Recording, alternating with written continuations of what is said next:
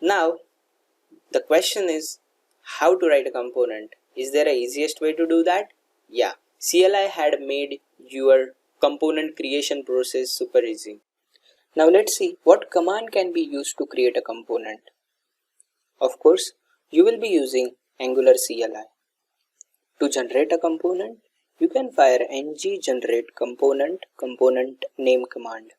As we have seen before, we will be creating 5 components.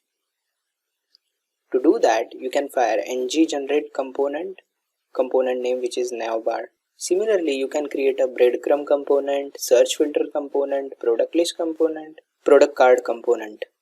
One thing you keep in mind, navbar and breadcrumb components are common components, whereas search filter, product list and product card components belong to page list component. Awesome.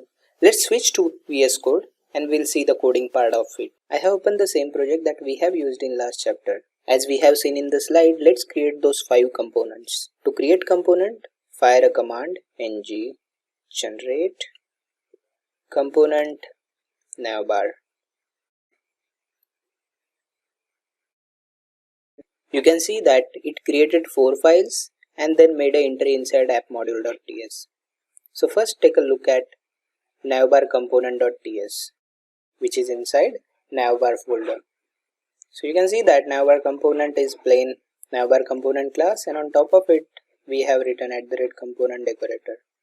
So it has selector, template URL which is HTML, you can see it here, and then CSS which is navbar component.scss. You can see it here. In addition to that, it created a spec file where it contains the unit test cases. So just ignore that for now. Additionally, it made a 5th entry which is appmodule.ts. So if you look at appmodule.ts, you will see that it added a navbar component inside declaration. Awesome. Now let's move ahead and create other components. We will create breadcrumbs component.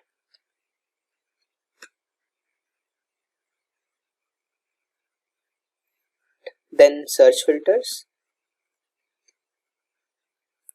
But yeah, before doing that, I had already mentioned that navbar and breadcrumb is common component. But search filter, product list and product card, these components are part of product list page. So you can see that for product list page we have created product list module.ts.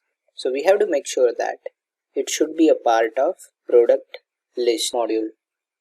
So we just have to create a component inside that folder. It will automatically take care of putting that component inside the declaration of product list module. So you can see that it created 4 files similar to that, and it added the entry inside product list module.ts over here. That's cool. Let's create remaining 2 components, which is product list and then product card.